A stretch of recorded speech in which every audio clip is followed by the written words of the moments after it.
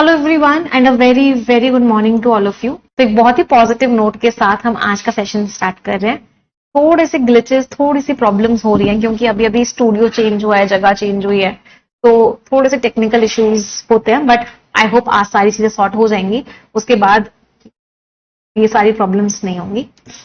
अभी ठीक है, चलो। तो आज के सेशन में जो हम सीखने वाले हैं, अब फोकस करते हैं पूरा तरीके से क्लास पे। आज के सेशन में जो हम सीखने वाले हैं वो क्या है? वो है स्किमिंग कैसे करते हैं। Basically how to do skimming, skimming करते कैसे हैं, और स्किमिंग की हेल्प से हम रीडिंग कॉम्प्रीहेंशन को कैसे सॉल्व करें। तो सबसे पहले हम बात करते हैं स्किमिंग की। आवाज आ रही है ना सभी को? आई होप सभी को आवाज आ रही है। यस, चलो। तो स्किमिंग होती क्या है? देखो बेटा, अगर मैं आपके एग्जामिनेशंस की बात करूं, स्पेशली अगर मैं बैंकिंग एग्जाम्स की बात करती हूं, मान लो एसबीआई पीओ की बात हो रही है, 40 क्वेश्चंस 20 मिनट में करने। क्लर्क की बात करूं अगर मैं, 30 क्वेश्चंस 20 मिनट में करने हैं। इसका मतलब क्या है? इसका मतलब है कि मेरे पास टाइम की बहुत कमी है। इसका मतलब यह है कि प्रीलिम्स में क्या चेक की जाती है? प्रीलिम्स में चेक की जाती है आपकी स्पीड। अब अगर मैं रीडिंग कॉम्प्रीहेंशन को पढ़ूंगी पूरा का पूरा, तो मैं इतने टाइम में उस रीडिंग कॉम्प्रीहेंशन को सॉल्व नहीं कर पाऊं। तो मेरे लिए सबसे अच्छी स्ट्रैटेजी क्या है कि मैं पैसेज को क्या करूं? पैसेज को स्किम करूं। तो यहां से आता है स्किमिंग का कॉन्सेप्ट। अब स्किमिंग के कॉन्सेप्ट में होता क्या है? स्किपिंग, दो कॉन्सेप्ट होते हैं, दोनों कॉन्सेप्ट को साथ में बताती हूं आपको। एक होता है स्किमिंग का कॉन्सेप्ट और एक होता है फास्ट रीडिंग का कॉन्सेप्ट। इनफैक्ट तीनों की ही हम बात कर लेते हैं। और एक होता है नॉर्मल रीडिंग का कॉन्सेप्ट। नॉर्मल रीडिंग करने का तो आपको टाइम कहीं नहीं मिलता। स्किमिंग आप प्रीलिम्स के पेपर में करते हो, फास्ट रीडिंग आप मेंस के पेपर में करोगे, नॉर्मल रीडिंग तब करोगे जब आपको पेपर नहीं दे रहे हो, सिर्फ इंजॉयमेंट के लिए किसी चीज को पढ़ रहे हो या सीखने के लिए पढ़ रहे हो, तब आप नॉर्मल रीडिंग करो। अब सबसे पहले बात करेंगे प्रीलिम्स की। तो प्रीलिम्स में स्किमिंग का मतलब क्या होता है? स्किमिंग का मतलब होता है कि आपको जंप कर करके पढ़ना है। आपको जनरली नाउन्स को देखना है और उनकी वर्ब को देखना है। आपको ओवरऑल मीनिंग निकालना है उस लाइन का। आपको हर एक वर्ड का मीनिंग नहीं पता होना चाहिए, या हर एक वर्ड का मीनिंग पता ही नहीं पता, कोई फर्क नहीं पड़ता। आपको ऐसे ऐसे जंप करते करते लास्ट तक आगे बढ़ना है। स्टार्टिंग में लगेगा कुछ समझ नहीं आ रहा है, कुछ समझ नहीं आ रहा है, कुछ समझ नहीं आ रहा है, लेकिन जब आप पैसेज के लास्ट तक पहुंच जाओगे तो आपको मेन आइडिया समझ में आना चाहिए कि ये पूरा पैसेज किस बारे में बात कर रहा है। कोई डेटा दिया हुआ है, उसको मत पढ़ो। कोई डिफिकल्ट वर्ड है, लंबा सा वर्ड लग रहा है, उसको मत पढ़ो। किसी की फुल फॉर्म दे रखी है, उसको मत पढ़ो। किसी के एग्जाम्पल्स दे रखे हैं, उसको नहीं पढ़ना है। कोई नंबर दे रखा है, उसको नहीं पढ़ना है। तो ये सारी चीजों को अवॉइड करना है। प्रेपोजिशंस नहीं देखने हैं, कंजंक्शंस नहीं देखने हैं, सारी चीजों को अवॉइड करना है। बस जंप करते करते आगे बढ़ते चले जाना है और लास्ट तक जंप करते करते आपको मेन आइडिया समझ में आना चाहिए। इसको बोलते हैं हम स्किमिंग। अभी हम स्किमिंग की हेल्प से बहुत सारे रीडिंग कॉम्प्रीहेंशंस करेंगे, तो आपको ऑटोमेटिकली कॉन्फिडेंस आएगा स्किमिंग में, डोंट वरी। अभी हम शुरू करेंगे बहुत सारे रीडिंग कॉम्प्रीहेंशन स्किमिंग से। अब बात करते हैं फास्ट रीडिंग की। फास्ट रीडिंग में आप जंप नहीं करते हो। आप जैसे अपनी गाड़ी को जंप नहीं करा रहे हो, आप अपनी गाड़ी 200 की स्पीड पे भगा रहे हो। 200 की तो बहुत ज्यादा हो गई, 120 की स्पीड पे भगा रहे हो। उसको बोलते हैं फास्ट रीडिंग। फास्ट रीडिंग में आपका आई का मूवमेंट होता है लेफ्ट से राइट की तरफ, और ऐसे होता है जैसे बिजली चमक के गई। मतलब फुल स्पीड में आप अपनी आंखें ऐसे मूव करते हो। आपकी आंखें पढ़ लेती हैं कि क्या पैसेज में लिखा हुआ है। आपको अपनी आंखें बस हर एक लाइन पे इस तरीके से तेज तेज मूव करनी है। कोई वर्ड का मीनिंग नहीं समझ में आ रहा, उसको ध्यान ही नहीं देना है, बस अपनी आंखें मूव करते हुए जानी है। आपको ऑटोमेटिकली थोड़ा थोड़ा थोड़ा थोड़ा समझ में आता रहेगा और लास्ट तक आपको समझ में आ जाएगा पैसेज क्या कहते हैं। अभी हम इसकी भी बहुत ज्यादा प्रैक्टिस करेंगे। Practice is the key. देखो थ्योरी कुछ नहीं होती इंग्लिश में, प्रैक्टिस इज द की। तो जब हम बहुत सारी भर भर के प्रैक्टिस करेंगे तो हो जाएगा। नॉर्मल रीडिंग सभी को पता है, जैसे कि हम जो एडिटोरियल में आर्टिकल नंबर 1 करते हैं वो हम क्या करते हैं, नॉर्मल रीड करते हैं। जो आर्टिकल नंबर 2 करते हैं वो हम क्या करते हैं, स्किम करते हैं। नॉर्मल रीड जो बचपन से सीखते आए हैं, बचपन से करते आए हैं, वो हमारी नॉर्मल रीडिंग। हम राजधानी जैसा चलाएंगे फास्ट रीडिंग। अब स्किमिंग की स्ट्रैटेजी क्या होती है। मान लो आपके पेपर में रीडिंग कॉम्प्रीहेंशन आया, आपके पास टाइम की कमी है, you have very less time, और वो हो गई। प्रीलिम्स में टाइम कम होता है, ऊपर से पैसेज की लेंथ जो है वो मॉडरेट है या फिर लॉन्ग है। पैसेज क्या है, मॉडरेट लेंथ का है या ज्यादा लंबा है। तो उस केस में हम क्या करते हैं, सबसे पहले हम क्वेश्चंस को पढ़ते हैं। क्वेश्चंस में भी हमें जो इंपॉर्टेंट वर्ड लग रहा होता है, मान लो ये वर्ड इंपॉर्टेंट है, तो उस वर्ड को हम क्या करते हैं, नोट डाउन कर लेते हैं। तो जो भी वर्ड हमें इंपॉर्टेंट लग रहा है हम उसको क्या करेंगे, नोट डाउन करेंगे। और उस वर्ड को हम क्या बोलते हैं, उस वर्ड को हम कीवर्ड बोलते हैं। उसके बाद हम वंदे भारत की स्पीड से वंदे भारत को जंप कराएंगे। स्पीड भी वंदे भारत की है और जंप भी करवाना है, क्योंकि पैसेज को हम क्या करेंगे, स्किम करेंगे। ऐसे ऐसे कूद कूद के कूद कूद के कूद कूद के लास्ट तक आएंगे। बस ये ध्यान रखेंगे, जब हम पैसेज को स्किम कर रहे थे तो कोई कीवर्ड अगर हमें मिल रहा था ना, तो हम उसको याद रखेंगे कि वो हमें कहां मिला था। तो जब हम स्किम कर रहे होंगे तो जो हमें कीवर्ड दिख रहा होगा ना, हम उसको बस याद रखेंगे कि वो किस पार्ट में था। फिर हम क्वेश्चंस का आंसर करेंगे। अगर हमें वापस जाने की जरूरत पड़ेगी पैसेज पे, तो हम पैसेज में वापस भी जाएंगे।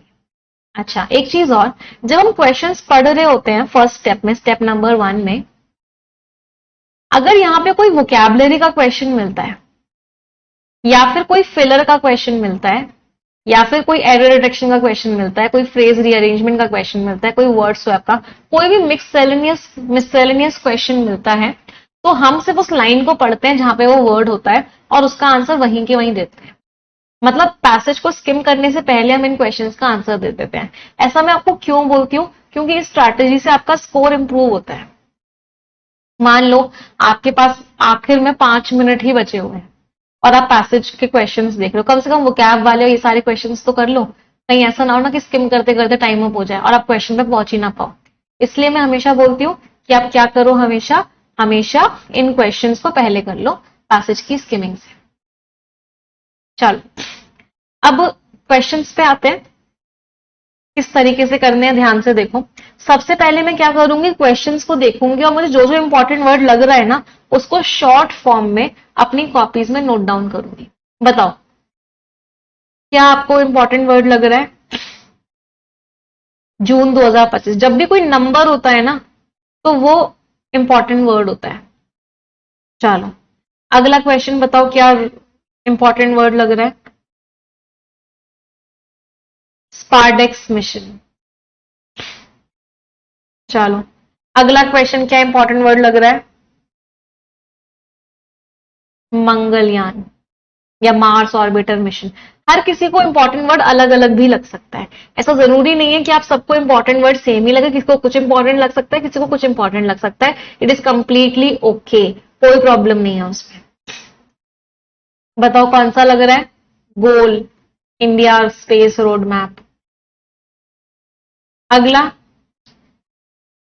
India's relationship space. अगला lunar landing goals, human space flight. अगला चंद्रयान 3 लैंडिंग।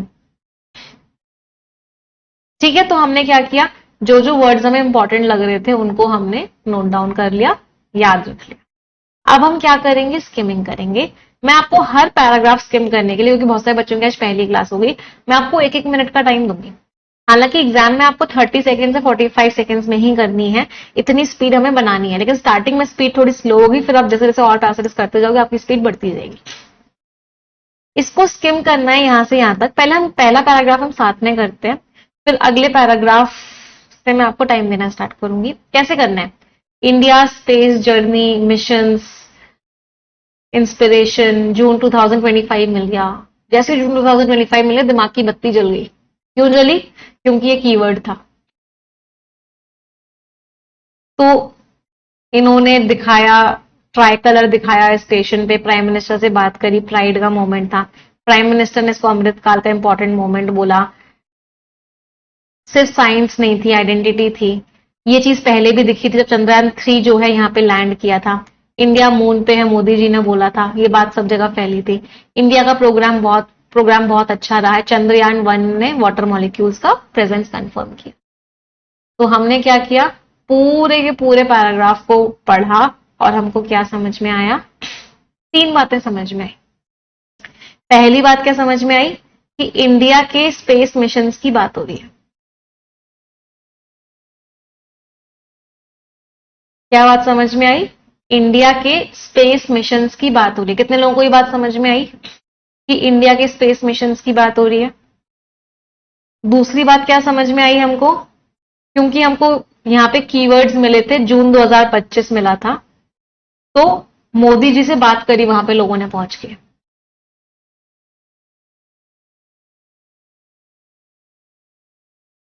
मोदी जी से बात हुई और वो बात बहुत प्राइड का मोमेंट था हमारे लिए। उनका पहुंचना, वहां स्पेस स्टेशन पहुंचना, हमारा झंडा वहां लहरा रहा था, बहुत प्राइड का मोमेंट था, बहुत अच्छा मोमेंट था। तीसरी बात जो हमको इंपॉर्टेंट लगी वो क्या थी? चंद्रयान 3 ने लैंडिंग करी मून पे।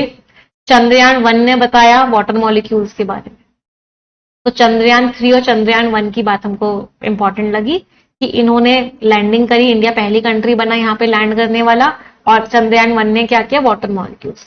अब देखो ये इंपॉर्टेंट बातें थी, सारी बातें बेकार थी।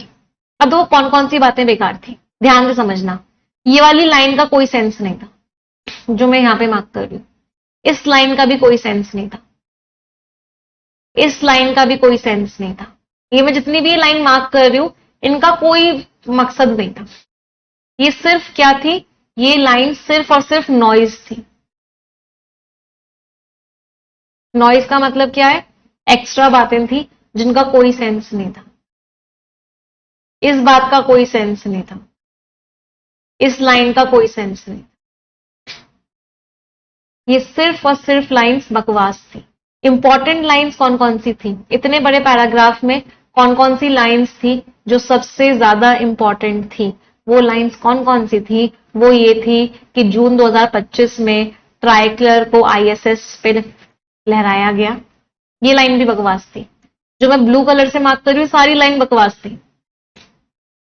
अगली इंपॉर्टेंट लाइन क्या थी कि चंद्रयान 3 ने अगस्त 23 2023 को, अगस्त 23 2023 को इंडिया को पहला कंट्री बनाया। ये दूसरी लाइन थी जो इंपॉर्टेंट थी। और तीसरी लाइन ये थी, चंद्रयान 1 ने वाटर मॉलिक्यूल्स को कंफर्म। सिर्फ ये 3 लाइंस थी जो इंपॉर्टेंट थी, फर्स्ट लाइन, सेकेंड लाइन और थर्ड लाइन। कितने लोगों को ये बात समझ में आ रही थी? तो इसी चीज को स्किमिंग कहते हैं। तो स्किमिंग का मतलब ही क्या होता है कि आप पैसेज को ऊपर से पढ़ पढ़ के ओवरऑल मेन आइडिया समझ। क्लियर है सभी को? एवरीवन? यस। चलो अब अगला पैराग्राफ आपको खुद से स्किम करना है और मुझे मेन आइडिया बताना है। आप सभी के पास 1 मिनट का टाइम है। जो बच्चे पुराने परफेक्शन से ज्वाइन कर रहे हैं, लगातार आ रहे हैं, उन लोगों के पास 45 सेकेंड्स का टाइम है। जो नए बच्चे हैं उनके लिए 1 मिनट, जो पुराने बच्चे हैं उनके लिए 30 to 45 सेकेंड्स। चलो, all the best, your time start.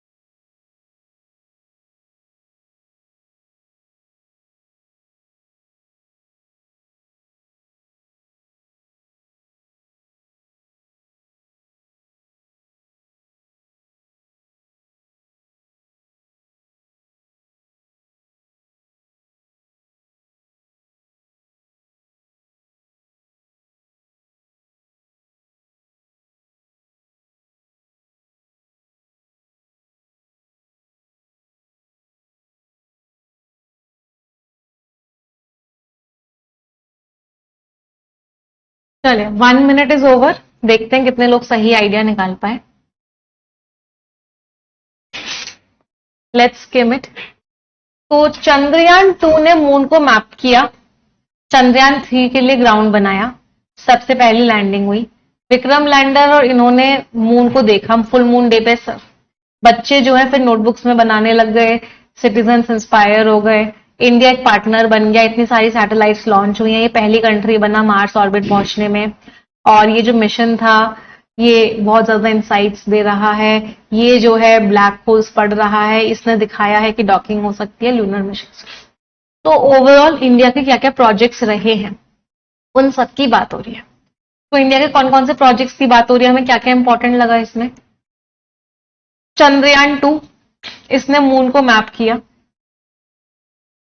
Chandrayaan 3 इसने पहली सॉफ्ट लैंडिंग करवाई, ये पिछले पैराग्राफ में भी हमने पढ़ा था। फिर इसके बाद विक्रम लैंडर और इन्होंने क्या किया, एक्सप्लोर किया इसको। ये सब लाइनें बकवास थी, इसका कोई सेंस नहीं था, वेस्ट थी। इतनी सैटेलाइट्स लॉन्च हुई हैं। 2014 में इंडिया ये बन गया। आदित्य L1 मिशन ने क्या किया, सन के कोरोना की इनसाइट दी। एक्सपोसैट ने ये किया, स्पारडेक्स ने ये किया। तो बेसिकली मेन आइडिया एक ही लाइन का था इस पूरे पैराग्राफ का कि इंडिया के अलग अलग प्रोजेक्ट्स ने क्या क्या काम किया, इंडिया के किस किस प्रोजेक्ट ने क्या क्या किया, वो इस पूरे पैराग्राफ में बताया हुआ था। हमें बस यही समझना था। कोई दिक्कत किसी को भी? अगले पैराग्राफ पर आए। चलो let's move to the next paragraph now. सभी का 1 मिनट शुरू होता है अब। All the best everyone.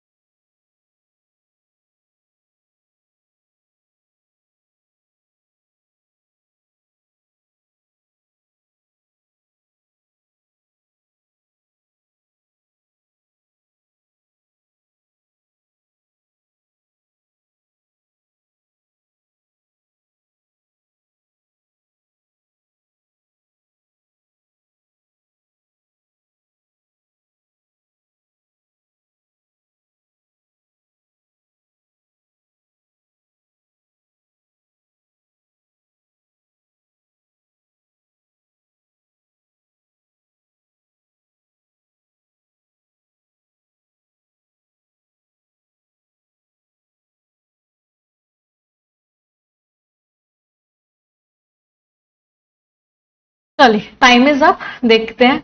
ये सब ये कर रहे हैं, गगनयान प्रोग्राम की बात हुई है।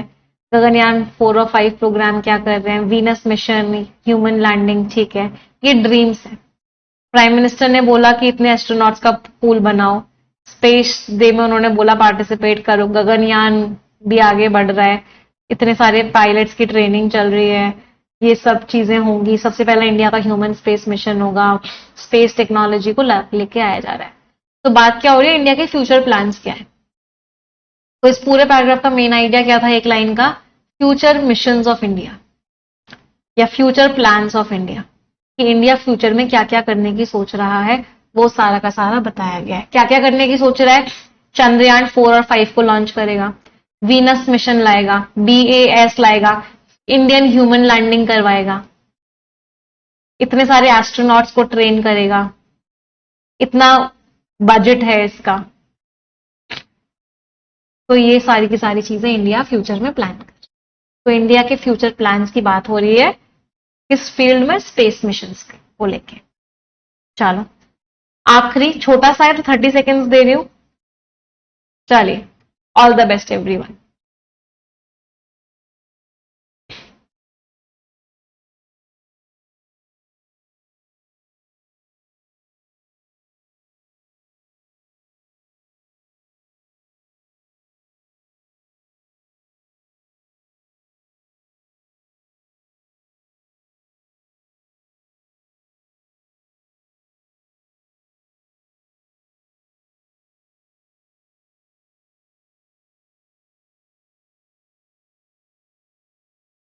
सैटेलाइट्स ये सब करती हैं, ठीक है, स्पेस लग्जरी नहीं है, सबके लिए अवेलेबल है। स्पेस एक्सप्लोरेशन से ये सारी रिसर्च होती है, ये टेक्नोलॉजीज हैं, ठीक है।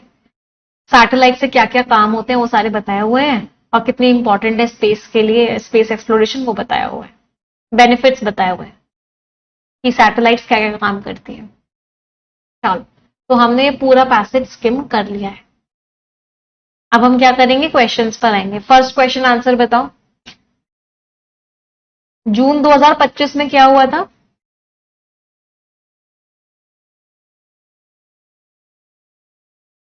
What happened in June 2025? Chandrayaan 4 तो अभी लॉन्च होगा। हाँ, ट्राई कलर दिखाया था इन्होंने, अपना तिरंगा फहराया था वहां पे। ये भी नहीं था, ये भी नहीं था, आंसर वॉज, चलो, तो जून 2025 को तिरंगा फहराया गया था ग्रुप कैप्टन सुधांशु शुक्ला के द्वारा। अगला, स्पारडेक्स का जो मिशन था, इसका क्या रोल था? स्पारडेक्स मिशन, अब देखो मुझे याद है स्पारडेक्स कहां पर था। जब हम स्किमिंग कर रहे थे, मिशंस की बात यहां हो रही थी कि स्पारडेक्स ने क्या किया था। इसको, इस वाली लाइन को अच्छे से पढ़ लो, फिर आंसर देना मुझे। तो जब हमें कीवर्ड मिलता है, हमें बस याद रखना होता है कौन सी चीज कहां पर होते हैं। वापस पैसेज पे भी जा सकते हैं, बट कोशिश ये करनी चाहिए कि वापस पैसेज पे ना जाओ, लेकिन अगर जाने की जरूरत पड़े तो आप जा भी सकते हो वापस पैसेज पे। क्या कर रहा था इसने? इन ऑर्बिट डॉकिंग दिखाई थी। चलो अब आंसर बताओ। ये भी नहीं था, ये भी नहीं था, हाँ सी। तो इसने क्या दिखाया था कि हमारे यहां हम ऑर्बिट में भी डॉकिंग कर सकते हैं, ये हमारे अंदर कैपेबिलिटीज हैं। चलो अगला, ये जो मिशन है ये अलग क्यों है? मंगलयान का जो मिशन है ये अलग क्यों है? आराम से बता दोगे वैसे तो, ऑप्शंस पढ़ के। अगर स्किमिंग किया हुआ है तो ऑप्शंस पढ़ के डायरेक्टली बता दोगे। सबसे महंगा मार्स मिशन था, महंगे या सस्ते की तो बात ही नहीं हो रही। इंडिया ने पहली बार रोवर लैंड किया है, नहीं अभी मार्स पे पहुंचे नहीं, अभी मार्स पे पहुंचना है, अभी तो मार्स के ऑर्बिट पे पहुंचे हैं। इसरो और नासा की तो बात ही नहीं हुई।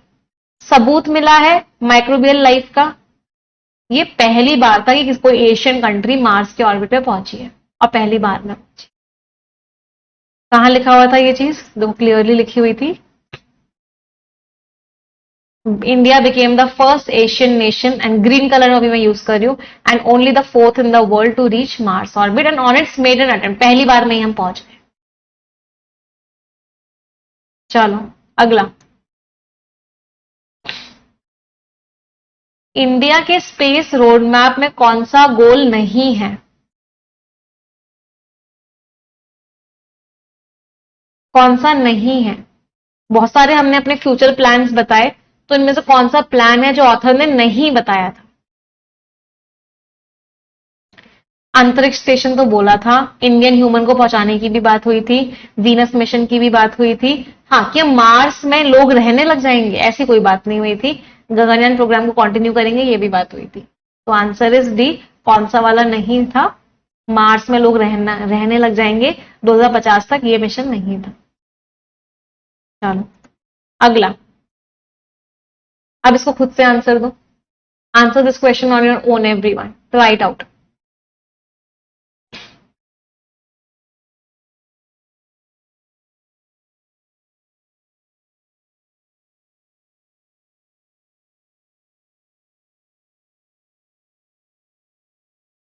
कौन सा बदलाव पैसिव सजेस्ट कर रहा है? इंडिया का जो रिश्ता है स्पेस एक्सप्लोरेशन के साथ, क्या बदलाव आया है? अभी ये सिर्फ और सिर्फ साइंटिफिक कोशिशें थी, अब ये आइडेंटिटी दिखाती हैं। चलो मैंने छोटा सा टिक लगाया। गवर्नमेंट फंडिंग जो है पूरी तरीके से शिफ्ट हो गई। पहले डिफेंस में यूज होता था, अब इंटायरली वर्ड ने घोटाला कर दिया कि गवर्नमेंट अब डिफेंस में तो पैसा लगाती ही नहीं, करती, सब सिविलियन पर्पस में लगाती है। गलत हो गया। इंटरनेशनल कोलैबोरेशंस की वजह से हमारी जो कैपेबिलिटीज है वो खत्म हो गई है। इंटरनेशनल कोलैबोरेशंस ने हमारी कैपेबिलिटीज को रिप्लेस कर दिया है। पब्लिक इंटरेस्ट कम हो गया एक्सप्लोरेशन में, स्पेस में पब्लिक का इंटरेस्ट कम हो गया है? नहीं, डिमिनिश मींस कम हो गया है। हालांकि कॉम्प्लेक्सिटी बढ़ती जा रही है, बहुत सारे मिशन हम कर रहे हैं, बट पब्लिक का इंटरेस्ट कम हो गया है? नहीं। कमर्शियल एंटरप्राइजेस जो बिजनेस ऑर्गेनाइजेशंस हैं, उन्होंने पूरा कंट्रोल ले लिया है सैटेलाइट लॉन्च ऑपरेशन में। सरकार के पास अब कोई कंट्रोल ही नहीं है। नहीं, सरकार के पास कंट्रोल है। तो आंसर इज व्हाट? ए। कि पहले सिर्फ साइंटिफिक एंडेवर्स होते थे, पहले सिर्फ टेक्नोलॉजी होती थी, लेकिन अब हमारी एक आइडेंटिटी बन गई है स्पेस। हम अपनी कंट्री को आगे बढ़ाना चाहते हैं, अपनी आइडेंटिटी शो करना चाहते हैं, उसके लिए हम स्पेस एक्सप्लोरेशन भी करते हैं। तो इससे अब इसमें हम ट्रांसिशन हो गए, पहले सिर्फ प्योरली साइंटिफिक कोशिशें थी, अब ये नेशनल आइडेंटिटी है। चलो अगला, कौन सा मोटिवेशन है, हम क्यों इतने मोटिवेटेड है कि हम इंसान को स्पेस में पहुंचाना चाहते हैं, हम इंसान को उसकी स्पेस फ्लाइट कराना चाहते हैं, हम चाहते हैं कि वो मून पे लैंड करे। ऐसा कौन सा मोटिवेशन है हमारे अंदर? इंटरनेशनल ट्रीटी ऑब्लिगेशंस, कि बाहर की जो ट्रीटी है वो जरूरी बना देती है कि मेंबर नेशंस को एस्ट्रोनॉट भेजने ही पड़ेंगे। हम कॉम्पीट कर रहे हैं नेबरिंग कंट्रीज के साथ, इसकी वजह से हमको ये जल्दी करना पड़ेगा। हमारे एस्पिरेशंस हैं, हमारी कंट्री चाहती है, नेशनल एस्पिरेशन में हमारी कंट्री चाहती है। एक ऐसा समय है कि हमें गोल्स भी अचीव करने, अपनी आइडेंटिटी भी बनानी है, तो इसलिए हम इतने जल्दी जल्दी मिशंस लेके आना चाहते हैं, हम इंसान को पहुंचाना चाहते हैं। पब्लिक का इंटरेस्ट कम होता जा रहा है रोबोटिक मिशंस में, इसकी वजह से देखने दिखाने लायक क्रूड मिशंस होने चाहिए कि फंडिंग आती रहे। टेक्निकल ऑब्सोलेसेंस में पुरानी हो गई है सैटेलाइट्स, अब सैटेलाइट्स यूजलेस हो गई है, इसकी वजह से हमें नेक्स्ट जनरेशन की सैटेलाइट्स बनानी पड़ेंगी। अभी वाली सैटेलाइट्स बेकार हो गई हैं, ऐसा भी ऑथर ने कुछ नहीं बोला। आंसर इज, आखिरी क्वेश्चन, चंद्रयान 3 की लैंडिंग का कल्चरल इंपैक्ट क्या था?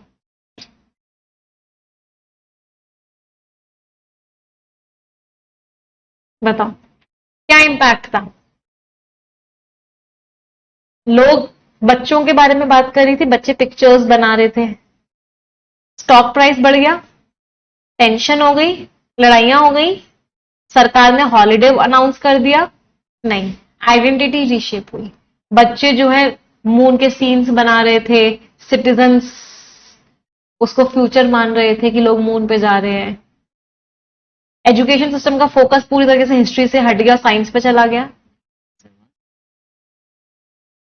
समझ आया सभी को? यस और no my champions? Clear everyone? अब पहला पैसेज तो हमने साथ में किया है, अब अगला पैसेज आपको खुद से करना होगा। रेडी है सभी लोग? मैं सभी को टोटल 8 मिनट्स का टाइम दे रही हूं। यू हैव 8 मिनट्स, आपको पूरा पूरा रीडिंग कॉम्प्रिहेंशन खुद से करना है। All the best everyone, your time starts now. पहले क्वेश्चंस देखो, फिर पैसेज दिखाऊंगी, फिर दोबारा क्वेश्चंस देखो।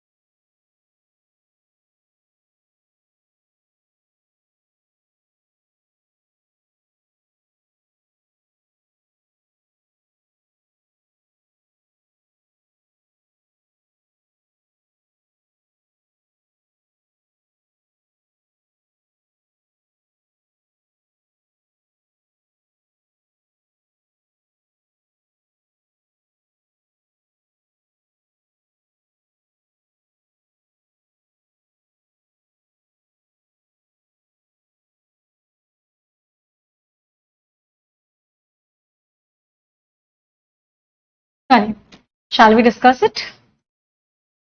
लेट्स सी क्या क्या स्कोर्स रहे सभी के। सबसे पहले हम क्या करेंगे, the first step would be reading the questions. तो हमने सबसे पहले सारे के सारे क्वेश्चंस को देखा। फर्स्ट क्वेश्चन, कोई कीवर्ड नहीं मिला मुझे। सेकंड क्वेश्चन में क्या था, क्लाइमेट रेजिलिएंट एग्रीकल्चर का चैलेंज बताना था। कोई कीवर्ड नहीं है। एआई मुझे कीवर्ड मिला, CRA मुझे कीवर्ड मिला।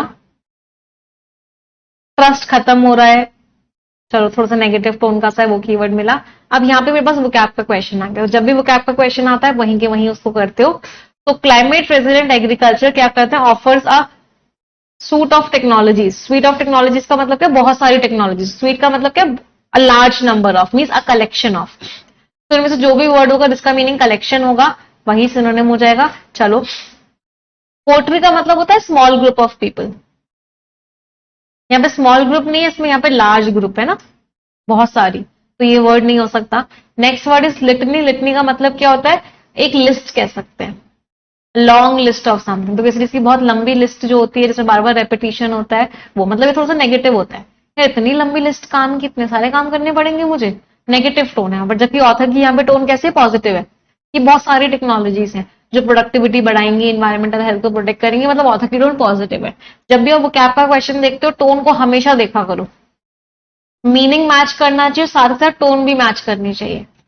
चलो, नेक्स्ट वर्ड इज मिलांज। मिलांज वर्ड का मीनिंग क्या होता है, मिक्सचर ऑफ समथिंग। किसी चीज को मिक्स कर दिया गया है, क्या बोलते हैं इसको, असॉर्टेड।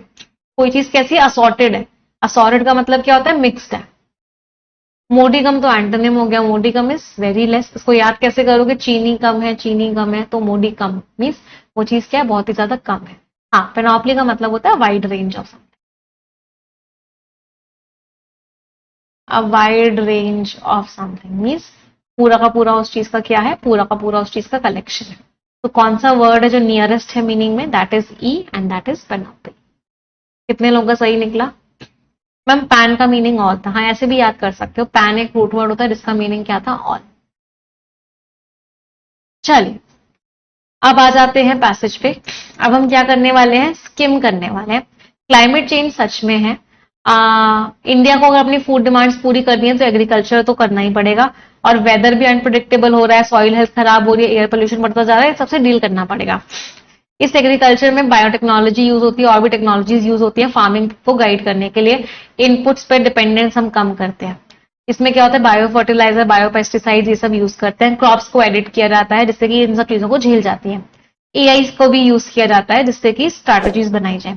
इंडिया एक एग्रीकल्चर नेशन है, बहुत पॉपुलेशन बढ़ती जा रही है, हमें फार्म प्रोडक्टिविटी बढ़ानी होगी, लेकिन फिर भी इतना सारा जो है रेन पे ही डिपेंडेंट है, और ये जो है 40% कंट्री का फूड डेवलप करता है। इसकी वजह से अगर क्लाइमेट में प्रॉब्लम आएगी तो एग्रीकल्चर में भी प्रॉब्लम आएगी।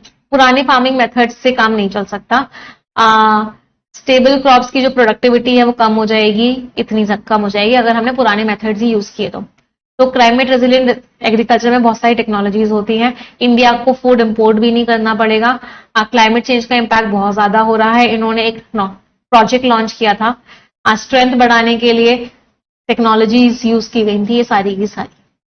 अभी तक एक ही मेन आइडिया चल रहा है कि क्लाइमेट रेजिलिएंट एग्रीकल्चर करना है। क्लाइमेट रेजिलिएंट एग्रीकल्चर का मतलब क्या होता है कि हमारी जो फार्मिंग है वो क्लाइमेट पे डिपेंडेंट ना हो। अभी तक हमारी फार्मिंग क्लाइमेट पे डिपेंडेंट है, बारिश नहीं होती है तो सूखा पड़ जाता है, तो इससे क्या होता है, हमारी क्रॉप्स की प्रोडक्टिविटी कम हो जाती है। तो हमारा एग्रीकल्चर ऐसा होना चाहिए जिसमें क्लाइमेट का उसके ऊपर इम्पैक्ट ही ना पड़े। इस तरह के एग्रीकल्चर को बोलते हैं क्लाइमेट रेजिलिएंट एग्रीकल्चर, और इसमें बहुत सारी टेक्नोलॉजीज का यूज किया जाता है जो ऑथर सारी बता रहे हैं। बस इतना ही मेन आइडिया निकल रहा था अभी तक। अगला, वेदर को भी टॉलरेट कर लेती हैं ये सारी की सारी चीजें। तो नेशनल मिशन जो है इसको बनाया गया, इन सारे एरियाज में इन सब चीजों पे काम किया गया। बायो E3 पॉलिसी को भी इसने क्या कि CRA को बहुत इंपॉर्टेंट एरिया माना। इंडिया के पास बहुत अच्छी कैपेसिटी है, हमारा सिस्टम भी अच्छा हो रहा है, बहुत सारी टेक्नोलॉजीज जो है कमर्शियलाइज कर दी गई है, ये सारी चीजें सेल की जा रही हैं। जो इम्पोर्टेंट बड़ी बड़ी कंपनीज हैं ये सामान दे रही हैं जो सॉइल हेल्थ को अच्छा करता है। इंडिया के पास डिजिटल एग्रीकल्चर सेक्टर भी बढ़ता जा रहा है, बहुत सारे स्टार्टअप्स भी आ गए हैं जो आर्टिफिशियल इंटेलिजेंस को यूज कर रहे हैं। यूएस भी अपनी पॉलिसी में इसको डाल रहा है, बहुत पैसा लगा रहा है, सीआरए को इस चीज में भी डाला जा रहा है, ईयू भी कर रहा है, दोनों का मकसद यही है। चाइना भी इस चीज को यूज कर रहा है। अभी कंट्रीज वाला भी एक क्वेश्चन था, याद है ना? तो कंट्रीज वाला क्वेश्चन आपको दोबारा से दिखाऊंगी, आप उसका आंसर दोबारा देना। तो ये वाला मैं पैसेज आपको दिखाऊंगी फिर से। ब्राजील भी चीजों को कर रहा है। इंडिया को बहुत सारी रिस्क भी है, फार्मर्स इसको अडॉप्ट नहीं कर रहे हैं, सस्ता नहीं है, महंगा है, क्वालिटी मैच नहीं कर रही है, इन सब चीजों की वजह से विश्वास खत्म होता जा रहा है। सीड्स नहीं आ रहे हैं, उसका लॉन्च नहीं हो रहा है, नए टूल्स भी अनइवन है। चलो, तो कौन सा स्टेटमेंट करेक्ट है? हमने ऊपर ऊपर से पढ़ लिया। तो क्लाइमेट रेजिलिएंट एग्रीकल्चर टेक्नोलॉजीज में बायोलॉजिकल इनपुट्स भी हैं और कंप्यूटेशनल एनालिटिकल सिस्टम्स भी है। सही बात है, टेक्नोलॉजी भी है और सामान भी है। इंडियन गवर्नमेंट ने एक बहुत बड़ा रिसर्च प्रोग्राम इनिशिएट किया था लगभग 10 साल पहले। यहाँ प्रोग्राम तो इनिशिएट करने की बात हुई थी। इंडिया जो है सफिशिएंट फूड प्रोड्यूस कर रहा है सारी डोमेस्टिक रिक्वायरमेंट्स के लिए? नहीं, अभी हम इंपोर्ट करते हैं फूड ना। तो answer is C, both first and second. एक बहुत बड़े प्रोग्राम लॉन्च किया गया था और क्लाइमेट रेजिलिएंट एग्रीकल्चर में सामान भी आता है और टेक्नोलॉजी भी आती है। अगला क्वेश्चन, प्रॉब्लम क्या आ रही है हमारे यहाँ क्लाइमेट रेजिलिएंट एग्रीकल्चर में? प्रॉब्लम क्या थी? सस्ते नहीं है ना वो, महंगे हैं। प्रॉब्लम क्या थी? फार्मर्स को एक्सेसिबल नहीं है। तो बहुत बड़ी कॉरपोरेशन इनको यूज कर रही है, ये प्रॉब्लम थोड़ी ना है, ये तो बेनिफिट है, अच्छी बात है, पॉजिटिव बात है। टोन नेगेटिव होनी चाहिए ना। अगर कोई इंप्लीमेंटेशन में चैलेंज आ रहा है तो टोन नेगेटिव होनी चाहिए ना। इस क्वेश्चन को टोन से ही कर दो भाई। छोटा सा फार्मर एक्सेस ही नहीं कर पा रहा, उसको सस्ते मिल ही नहीं रहे, उसको महंगे मिल रहे हैं, उसके पास इंफॉर्मेशन ही नहीं है, नेगेटिव टोन है। इन्होंने क्रॉप वेराइटी बना ली है जिसको अप्रूवल भी मिल गया, तो बढ़िया बात है, ये तो पॉजिटिव बात है। टोन से ही कर दो इस क्वेश्चन को। स्टेट गवर्नमेंट ने कंपलसरी बना दिया कि आपको ये यूज करना ही करना पड़ेगा। ऐसी तो कोई बात ही नहीं हो रही थी कि स्टेट गवर्नमेंट ने कंपलसरी बना दिया है कि आपको बायोलॉजिकल पेस्ट कंट्रोल यूज करना ही करना है। केमिकल ऑल्टरनेटिव्स पूरी तरीके से खत्म हो गए हैं। एक इंटरनेशनल ऑर्गेनाइजेशन फ्री सीड्स देती है, बहुत बढ़िया बात है ये तो। टोन तो नेगेटिव होनी चाहिए, चैलेंज है भाई, प्रॉब्लम की बात कर रहे हैं तो प्रॉब्लम होनी चाहिए ना। प्रॉब्लम क्या है कि सस्ते हैं ही नहीं, बड़े महंगे, छोटे छोटे फार्मर्स को मिल ही नहीं रहे, तो ये सबसे बड़ी प्रॉब्लम है। Answer is B. अगला, इनमें से कौन सा स्टेटमेंट है जो सही नहीं है? तो ये जो पॉलिसी फ्रेमवर्क है इसने हटा दिया क्लाइमेट रेजिलिएंट एग्रीकल्चर को। हटाएगा क्यों? ये तो इंक्लूड करेगा ना। सरकार की कोई पॉलिसी की हम बात कर रहे हैं तो वो पॉलिसी क्या करेगी? इंक्लूड करेगी, हटाएगी थोड़ी ना। और यहाँ क्या बोल रहे हैं? एक्सक्लूड कर दिया, गलत हो गया। इंडिया की जो अप्रोच है उसको सपोर्ट मिलता है अलग अलग गवर्नमेंट डिपार्टमेंट से, सही बात है, सर ऑथर ने बोला था बहुत लोग सपोर्ट कर रहे हैं। ये जो इनपुट्स हैं, ये जो इंडिया में है, इनकी हाई क्वालिटी है, नहीं क्वालिटी खराब है, क्वालिटी मैच नहीं कर रही, अभी क्वालिटी अच्छी नहीं है, प्रॉब्लम थी। तो answer was D, both first and third, कि अभी जो इंडिया में मिल रहा है उसकी क्वालिटी उतनी अच्छी नहीं है, फार्मर का कॉन्फिडेंस नहीं आया है अभी, बहुत सारे फार्मर्स तो यूज ही नहीं कर रहे हैं। ये प्रॉब्लम में बताया था ऑथर ने। आंसर क्या हो गया? फर्स्ट एंड थर्ड दोनों के दोनों गलत। अगला, एआई का क्या रोल है? एआई को यूज किया गया है, पूरी तरीके से ऑटोमेट कर दिए गए कंप्लीटली, ह्यूमन लेबर हट गया है, नहीं कंप्लीटली तो नहीं हुआ। एआई सिस्टम डिस्ट्रीब्यूशन और प्राइसिंग को कंट्रोल करें, प्राइस को एआई सिस्टम को कंट्रोल करेंगे भाई। एआई ड्रिवन एनालिटिक्स क्या करते हैं? बहुत सारी चीजों को कंबाइन करते हैं और फार्मिंग की स्ट्रैटेजी बताते हैं, सही बात है। तो एआई ड्रिवन एनालिटिक्स का मतलब कहते हैं डेटा, एआई से डेटा निकालते हैं, उससे स्ट्रैटेजी बनाते हैं। एआई को वेदर फोरकास्टिंग में यूज किया जा रहा है, कोई लिंक ही नहीं है फार्मिंग प्रैक्टिस से, गलत हो गया। एआई टेक्नोलॉजी बेकार है, नहीं बेकार नहीं है, बहुत काम में आ रही है एआई। तो आंसर इज सी। तो एआई क्या करता है? स्ट्रैटेजी बताता है। चलो, अब इसको मैच करना है। ब्राजील क्या कर रहा है? इरिगेशन की तो बात, इरिगेशन पे कर रहा है। एक बार इसको पढ़ भी सकते हैं वैसे ना, अगर आपने पैसेज स्किम जब कर रहे थे तो मैंने ना फोक स्ट्रैटेजी पढ़ा था ईयू के टाइम पे। इंडिया वाला तो गलत हो गया कि उन्होंने सारी पुरानी फार्मिंग हटा दी है, नहीं। अब ये वाले पढ़ सकते हो आप, अगर आपको नहीं याद है कोई बात नहीं, आप पैसेज वापस जाके पढ़ सकते हो। ब्राजील ने क्या किया देखो, ब्राजील, यूएसए, चाइना और ईयू बचे, पढ़ लो इसको जाके। यूएस ने किया है यूएसडीए वाला तो, ईयू ने फोक स्ट्रैटेजी करी है। चाइना ने क्या किया है? इरिगेशन वाला चाइना ने किया, ब्राजील ने नहीं किया, तो हटा दो। इरिगेशन वाला किसने किया था? चाइना ने किया था। यूएसए ने यूएसडीए वाला किया था, चाइना ने नहीं किया था यूएसडीए वाला, यूएसए ने किया था यूएसडीए वाला, तो ये तीनों एलिमिनेट हो गए। Answer was D. चलो अगला, कौन सी चीज है जिसकी वजह से विश्वास खत्म होता जा रहा है? क्वालिटी में प्रॉब्लम आ रही है। फार्मर्स जो है बायोलॉजिकल ऑल्टरनेटिव क्यों नहीं यूज कर रहे? क्योंकि उनको लगा क्वालिटी अच्छी नहीं मिल रही। केमिकल फर्टिलाइजर की हाई कॉस्ट है? नहीं, बायो इनपुट्स की हाई कॉस्ट है, इसलिए वो एक्सेसिबल नहीं है। सरकार ने बैन कर दिया है? नहीं। हाँ, क्वालिटी इनकंसिस्टेंसी, क्वालिटी अच्छी नहीं है। बहुत ज्यादा अवेलेबिलिटी है इन सीड्स की? नहीं है अवेलेबिलिटी। प्राइवेट सेक्टर ने मना कर दिया इनको बनाने से? नहीं, प्राइवेट सेक्टर बना रहा है इनको। ये क्वेश्चन हमने कर ही लिया था। Scores everyone in this passage, क्या क्या स्कोर्स रहे सभी के? एक और करें? Shall we do one more passage? चलिए, ऑल द बेस्ट एवरीवन। अगला पैसेज आपकी स्क्रीन पे ये रहा। फिर से आपको 10 मिनट का टाइम मिलेगा इस पैसेज को करने के लिए। Your time starts now.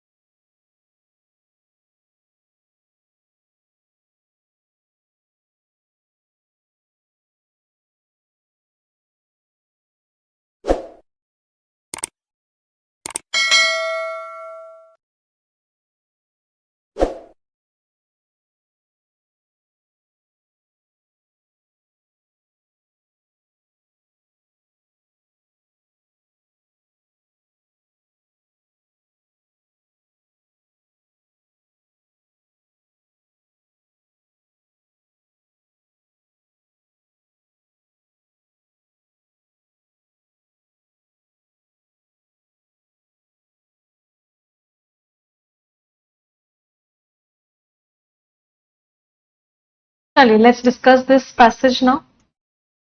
सबसे पहले हमने क्वेश्चंस को पढ़ा। एंटीबायोटिक रेजिस्टेंस का क्या इंपैक्ट होता है, कितने इन्फेक्शन हुए 2021 में, AMR कीवर्ड मिला, गांव में और शहरों में क्या फर्क होता है, थर्ड स्ट्रैटेजी मिला कीवर्ड, वैक्सीन पर मिल गया, मिशन इंद्रधनुष मिल गया। वो क्या आपका क्वेश्चन है, यहीं के यहीं आंसर देंगे। आंसर बताइए। एवर्ट, तो अगर हमने अच्छे से वैक्सीन यूज करी तो ये एवर्ट मीन्स रोक पाएंगी। ये एंटोनिम है सपोर्ट करना, आइडेंटिफाई करना, पहचान लेना, इंक्रीज करना भी एंटोनिम है। परमिट करना इज अलाउ करना, ये भी एंटोनिम है। हमसे सिनोनिम पूछा गया है तो प्रिवेंट करना। अब आ जाते हैं पैसेज पे। पैसेज को हम क्या करेंगे, स्किम करेंगे, ऊपर ऊपर से पढ़ेंगे। हर साल जो एंटीबायोटिक रेजिस्टेंस है, इससे बहुत लोगों की डेथ होती है। WHO के हिसाब से, इसके हिसाब से जो इन्फेक्शन है उनकी वजह से इतनी डेथ होती है। एंटीबायोटिक्स फेल हो जाते हैं, ये सब जगह होता है। AMR का जो रिस्पॉन्स होता है कि हम एंटीबायोटिक यूज को कम करें, अच्छी प्रैक्टिसेस हो, रूल्स रेगुलेशंस हो, सेल्स ही नहीं होनी चाहिए एंटीबायोटिक्स की, ये सब जरूरी है। एंटीबायोटिक्स को बहुत ज्यादा दिया जाता है इन सब चीजों में। प्रॉब्लम गांव में अलग तरह की है, जिन लोगों को एंटीबायोटिक्स चाहिए उनको मिलते ही नहीं है। एंटीबायोटिक्स का ओवर यूज होने की वजह से ये होता है, अंडर यूज की वजह से ट्रीटमेंट ही नहीं होता। एक और स्ट्रैटेजी होती है, अगर वो क्या है, वैक्सीनेशन। अगर आप इन्फेक्शन को रोकते हो तो आपको एंटीबायोटिक चाहिए ही नहीं। अगर आप कभी एंटीबायोटिक दोगे ही नहीं तो आपके अंदर AMR ही नहीं होगा। एक रिपोर्ट रिलीज हुई, उसने बताया क्या बताया, उन्होंने इस चीज को क्लैरिफाई किया। WHO को लगता है कि अगर अच्छा यूज किया जाएगा वैक्सीनेशन का तो इतनी सारी बीमारियों, इतनी सारी एंटीबायोटिक्स को हम देने से रोक पाएंगे और इतना ज्यादा कंजम्पशन होता है एंटीबायोटिक्स का। इंडिया में सबसे ज्यादा AMR होता है।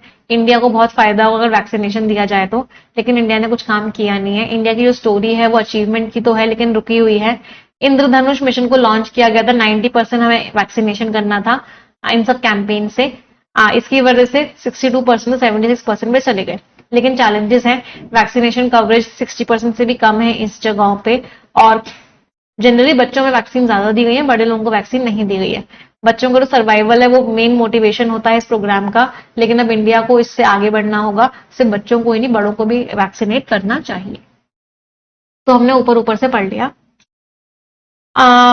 एंटीबायोटिक रेजिस्टेंस का इम्पैक्ट क्या होता है, लोग मरते हैं बहुत ज्यादा। इंडिया का हाईएस्ट रेट है प्रोडक्शन का, लेकिन हम ज्यादातर एक्सपोर्ट कर देते हैं, ऐसा कुछ भी मेंशन नहीं था। हाँ, एंटीबायोटिक रेजिस्टेंस की वजह से इंडिया में बहुत ज्यादा लोग मरते हैं। इंडियन डॉक्टर्स बहुत आगे हैं, इंडिया ने रेजिस्टेंस को रोक दिया है।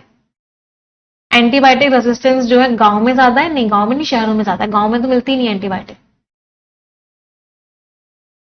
WHO और इनकी वजह से कितने इन्फेक्शन हुए थे इंडिया में, कितने हुए थे, कितनी डेथ हुई थी, टोल का मतलब है इन्फेक्शन की वजह से कितनी डेथ हुई थी। एग्जैक्ट नंबर पैसेज में जिन लोगों ने तब आंसर नहीं दिया था वो अब आंसर दे सकते हैं। इसकी वजह से कितनी डेथ हुई थी, क्लियरली नंबर दे रखा था 267,000। तो आंसर वाज 267,000। इतने हॉस्पिटलाइजेशन नहीं हुए थे, थोड़ी सी डेथ नहीं हुई थी, बहुत इतनी डेथ हुई थी। तो जिन बच्चों ने ई आंसर दिया है उनको माँ बापी अवार्ड दिया जाता है।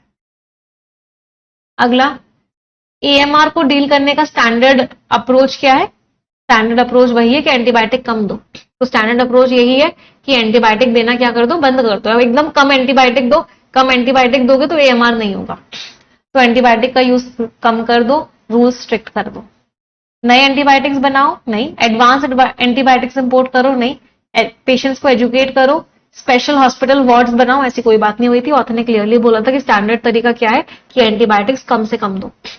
एंटीबायोटिक्स कम से कम दोगे तो एंटी माइक्रोबियल रेजिस्टेंस नहीं होगा। एंटीबायोटिक प्रॉब्लम शहरों में और गांव में फर्क क्या है। रूरल एरियाज में पुअर डॉक्टर्स हैं, डॉक्टर्स की कम प्रॉब्लम है, नहीं। रूरल पेशेंट्स ट्रेडिशनल मेडिसिन लेते हैं, एंटीबायोटिक नहीं लेते हैं, सही बात है। और शहरों के पेशेंट सिर्फ मॉडर्न मेडिसिन लेते हैं, सही बात है। इनमें कोई फार्मेसी नहीं है, गलत है एकदम। पीपल इन रूरल इंडिया, इनको एक्सेस नहीं मिलता है, अफोर्ड नहीं मिलता है एंटीबायोटिक्स का, जबकि सिटीज में बहुत ज्यादा मिलता है। ये भी सही लग रहा है। BOD को भी दोबारा पढ़ेंगे। रूरल हॉस्पिटल्स में इक्विपमेंट नहीं है, नहीं। चलो अब BOD को पढ़ते हैं। Rural patients traditional medicine prefer करते हैं। ये तो लिखा हुआ था कि एंटीबायोटिक्स नहीं लेते, बट ये नहीं लिखा हुआ था कि ट्रेडिशनल मेडिसिन लेते हैं। इस ट्रेडिशनल मेडिसिन वर्ड ने गड़बड़ कर दी। ट्रेडिशनल मेडिसिन लेना ये नहीं लिखा हुआ था, ये लिखा हुआ था कि उनको एंटीबायोटिक मिल नहीं पाता, एक्सेसिबल नहीं है। तो आंसर इज डी, नॉट। कोई दिक्कत? अगला थर्ड स्ट्रैटेजी क्या थी? वैक्सीनेशन की, है ना, कि वैक्सीनेशन को यूज करो इन्फेक्शन को रोकने के लिए, जिसकी वजह से एंटीबायोटिक्स की जरूरत ही ना पड़े। गवर्नमेंट फंडेड रिसर्च सेंटर बनाओ, सेल को बैन कर दो, ट्रेनिंग दो, हाइजीन अवेयरनेस नहीं। Third strategy was vaccination. Answer was a. WHO के हिसाब से ऑप्टिमल वैक्सीन अगर यूज की जाएगी तो कितनी होगी? 22% लिखा हुआ था। जिन लोगों को याद नहीं था वो पैसेज पे भी जा सकते हैं। कहां लिखा हुआ था? यहां लिखा हुआ था, ये ना, 2.5 बिलियन विच इज नियरली 22%। तो आंसर क्या हो गया? ऑप्टिमल वैक्सीन यूज, अच्छे से अगर वैक्सीन यूज किया जाएगा तो 2.5 बिलियन डोसेस प्रिवेंट हो जाएंगी, which is around 22% of the global use. Answer is what? B. 35% नहीं था, हाफ नहीं था, पूरी तरीके से हट जाएगा, 10% नहीं था। अगला मिशन इंद्रधनुष क्या था? कि 90% लोगों को वैक्सीनेट कर दिया जाएगा। कैंपेन लॉन्च किया 2014 में, 90%, चलो सही लग रहा है। फ्री वैक्सीन दी जाएगी? नहीं। न्यू वैक्सीन डेवलप की जाएंगी? नहीं। एजुकेट दिया जाएगा पेरेंट्स को? नहीं। फ्री एंटीबायोटिक्स दिए जाएंगे? नहीं। 90% इम्यूनाइजेशन। आंसर वॉज सी। इसका आंसर हमने मार्क कर ही लिया था। समझ आया सभी को? स्कोर्स एवरीवन, क्या क्या स्कोर्स रहे सभी के आउट ऑफ 8? तो आज के सेशन में हमने रीडिंग कॉम्प्रीहेंशन किए हैं इजी लेवल के या प्रीलिम्स लेवल के, जिसको मैं बोल सकती हूँ। कल की क्लास में हम मॉडरेट लेवल के पैराजंबल रीडिंग कॉम्प्रीहेंशन करेंगे। तो कल की class will be dedicated to moderate level reading comprehension, और उसके बाद हम एडवांस लेवल के रीडिंग कॉम्प्रीहेंशन करेंगे। हर महीने हम 3 से 4 क्लासेस रीडिंग कॉम्प्रीहेंशन को डेडिकेट करते हैं। हर महीने पैराजंबल्स को डेडिकेट करते हैं, हर महीने क्लोस्टर्स को डेडिकेट करते हैं। तो आप रेगुलरली आते जाओगे तो एवरी मंथ आपको क्लासेस मिलती जाएंगी रीडिंग कॉम्प्रीहेंशन की। आपको बस बैक टू बैक क्लासेस लगाते हुए जाना है, ऑटोमेटिकली आपका रीडिंग कॉम्प्रीहेंशन वाला टॉपिक स्ट्रांग हो जाए। जितनी अच्छी स्किमिंग कर लोगे उतना अच्छा ही रीडिंग कॉम्प्रीहेंशन सॉल्व कर। मजा आया आज के सेशन में? आई होप यस, सभी लोगों ने आज का सेशन एंजॉय किया होगा। सेशन एंड करते हैं। आई होप परफेक्शन बैच से जो उम्मीदें हैं आप सभी को सारी की सारी पूरी हो रही हैं। बस एक आदत बना लो कि मुझे परफेक्शन बैच को ज्वाइन करना ही करना है। 11 बजे मुझे रेगुलरली क्लासेस में आना ही है। 3 महीने भी परफेक्शन बैच में रेगुलरली आ जाओगे, इंग्लिश ऑटोमेटिकली बहुत स्ट्रांग हो जाएगी। बट उसके लिए आपको कम से कम 3 महीने परफेक्शन बैच में रेगुलरली आना पड़ेगा, बिना कोई गैप के। एडिटोरियल एंड परफेक्शन 2 से 2.5 घंटा बस मुझे रोज दे दो, आई कैन अश्योर यू कि आपकी इंग्लिश इंप्रूव हो जाएगी। But you have to assure me, ma'am एक भी दिन ऐसा नहीं जाएगा जिस दिन हम परफेक्शन एडिटोरियल में नहीं आएंगे। क्या मैं आप सभी लोगों से वादा ले सकती हूँ कि यस मैम, एक भी दिन ऐसा नहीं जाएगा जिस दिन हम परफेक्शन एडिटोरियल मिस करेंगे? बस ये वादा कर दो, बस कैसे भी करके अपने आप को बिठा दो क्लास में। बिठाओगे तो मैं पढ़ा मैं दूंगी। प्रॉब्लम क्या होती है कि हम बैठते नहीं है, हमारा माइंड बहुत जल्दी जल्दी चेंज हो रहा है। नहीं, अपने माइंड को बोलो कि अब 3 महीने तो मुझे बैक टू बैक करना ही करना है, चाहे कुछ भी हो जाए। उसके बाद मैं कोई क्वेश्चन करूँ। 3 महीने लगातार आ जाओगे, अपने आप इंप्रूवमेंट हो जाए। यस, चलिए, thank you very much. And आप लोगों से फिर से मैं सॉरी बोलना चाहूंगी, क्योंकि 1-2 दिन थोड़ा सा डिस्टर्बेंस हो गया क्लासेस में, चीजों में, because of the shifting. But आज आई होप सारी की सारी चीजें सेट हो जाएंगी शाम तक। आज नहीं तो कल मैक्सिमम सारी की सारी चीजें सेट हो जाएंगी। तो ये जो बीच बीच में डिस्टर्बेंसेस आ रहे हैं वो आपको नहीं आएंगे। सेशन एंड करते हैं। 5 सेंटेंसेस ग्रैटिट्यूड के सभी लोग मेरे साथ मिलके बोलेंगे। Thank you God for giving me such a wonderful life. Thank you God for my parents, teachers, family and each and everyone in my life. Thank you God for making me physically, mentally and emotionally strong. Thank you God for the food that I eat, for the place that I live in and everything around me. Thank you God for making me who I am. तो इसी positive note के साथ आज का session end करते हैं। Thank you everyone, bye bye, take care, stay blessed and bye. अब बात करते हैं परफेक्शन 8.0 की। तो आज रीडिंग कॉम्प्रीहेंशन की क्लास होने वाली है प्रीलिम्स, जिसमें हम सीखने भी वाले हैं कि स्किमिंग कैसे करते हैं। स्किमिंग बहुत गहराइयों में जाके सीखेंगे। तो जितने बच्चों ने अभी तक परफेक्शन ज्वाइन नहीं किया है वो आज क्या ज्वाइन कर लेना। आपको यस ऑफिसर पे इंग्लिश का एक्सक्लूसिव बैच लेना होता है। कौन सा बैच लेना होता है आपको? इंग्लिश का एक्सक्लूसिव बैच लेना होता है यस ऑफिसर एप्लीकेशन पे जाके। आज आपको 50% का डिस्काउंट भी मिल जाएगा। जब आप येस ऑफिसर का एक्सक्लूसिव बैच ले लोगे तो आपको परफेक्शन 8.0 को ओपन करना है और उसकी पहली क्लास से देखना स्टार्ट करना है। सबसे पहले आपको इंट्रोडक्टरी क्लास देखनी है और उसके बाद आप आज वाली क्लास में आ सकते हो। 11 बजे आपकी क्लासेस लाइव होती हैं इसमें, मंडे टू फ्राइडे। आपको हर मंथ की स्टार्टिंग में एक पूरा का पूरा स्टडी प्लान दिया जाता है जिसको आपको बहुत ही रिगरसली फॉलो करना होता है। अगर आप एडिटोरियल और परफेक्शन में रेगुलरली आ गए 3 मंथ्स तक तो इस बात को मैं गारंटी कर सकती हूँ कि आपकी इंग्लिश बहुत स्ट्रांग हो जाएगी, बट उसके लिए आपको रेगुलरली आना पड़ेगा। कम से कम 3 महीने अपनी लाइफ के 2-2, 2.5 घंटे रोज मुझे देने पड़ेंगे। क्या सभी लोग देने के लिए तैयार हैं? Yes, I hope everyone is ready to give. यहाँ से आप स्कैन करके क्लासेस में आ सकते हो। आपको बैक टू बैक परफेक्शंस करने होते हैं। फॉर एग्जांपल आप 8.0 से स्टार्ट कर रहे हो परफेक्शन, तो आपको 8.0, 9.0, 10.0, 11.0 ऐसे बैक टू बैक आगे बढ़ते जाना होता है। अगर आप सारे सब्जेक्ट्स पढ़ना चाहते हो इंग्लिश के साथ quants, reasoning, general awareness, all subjects पढ़ना चाहते हो, इंडिया के best of the best faculty से तैयारी करना चाहते हो, कंप्लीट सब्सक्रिप्शन लेना चाहते हो तो आप कंप्लीट सब्सक्रिप्शन भी ले सकते हो। इसमें भी आपका कोड सफलता लगेगा। इसमें आपको 29 जुलाई तक ये ऑफर है, आपको 50% का डिस्काउंट मिल जाएगा। ठीक है, जो बच्चे रिन्यू करवाना चाहते हैं वो रिन्यू भी करवा सकते हैं। जो मॉक टेस्ट का प्लेटफॉर्म लेना चाहते हैं, जिनको मॉक टेस्ट देने हैं, वो मॉक टेस्ट का प्लेटफॉर्म भी है ऑफिसर लैब, उसको भी ज्वाइन कर सकते हैं। ठीक है, ये टेलीग्राम चैनल है, इनको ज्वाइन कर लो। सारी पीडीएफ, सारी मैगजीन्स यहाँ मिल जाएंगी। कोई डाउट, कोई क्वेरी होगा आप हमें इस नंबर पर व्हाट्सएप करके पूछोगे या इस वीडियो के डिस्क्रिप्शन में एक फॉर्म है, आप उस फॉर्म को फिल करोगे, टीम आपको कॉल करेगी, आपके सारे डाउट्स एंड क्वेरीज का आंसर देगी। बट मेक श्योर करो क्लासेस रेगुलरली करो, एक सिंगल सेशन भी कोई भी बच्चा मिस ना करे।